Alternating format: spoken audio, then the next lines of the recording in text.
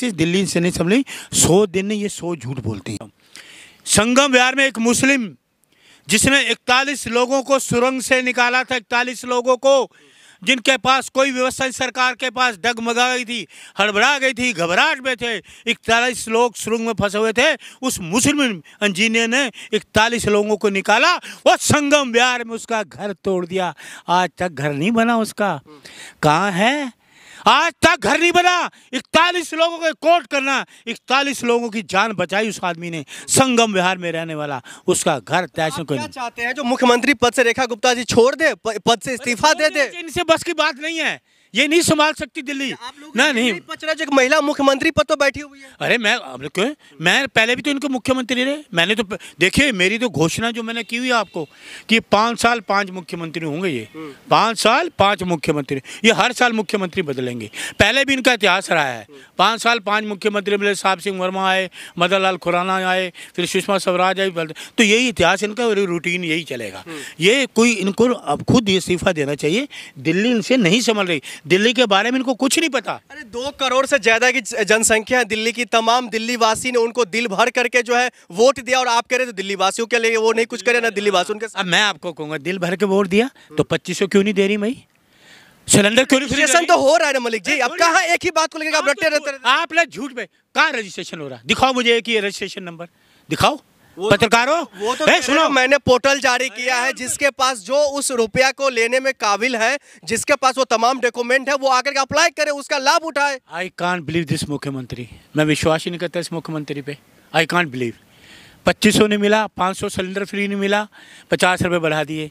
इन पे विश्वास करने लायक नहीं है। फिर भी जनता तो उनके साथ है ना। कौन सी जनता साथ है? दिल्ली की जनता। जनता रो रही है, वैसे रोज रोती है हमारे 2500 दो। जनता रो रही है मलिक जी, आप जैसे कांग्रेसी रोते हैं, उसके अलावा कोई नहीं। पूरी जनता रो रही है और जनता के साथ हम खड़े हैं। उनका दुख दर्द बांटने के लिए कांग्रेस खड़ी है उनके साथ धोखा किया गया, धोखाधड़ी की गई। इनके जो मैनिफेस्टो में, आज तो मुझे एक भी चीज़ बताया मैनिफेस्टो में इसने कुछ किया हो 100 दिन में? कुछ भी बात किया हो बताइए मुझे। सबसे पहले 2500 की बात हुई थी, कहाँ गया 2500?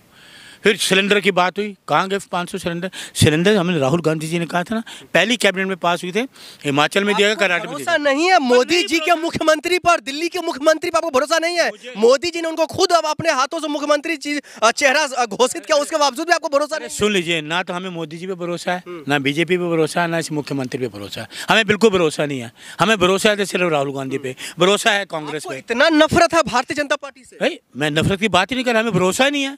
नफरत करने वाले तो ये है, नफरत तो ये फैलाते हैं लोगों में, भाई ये भतीजावादी को ये फैला रहे हैं। हम थोड़ी है, हम तो कह रहे काम कोई करके दिखाओ ना।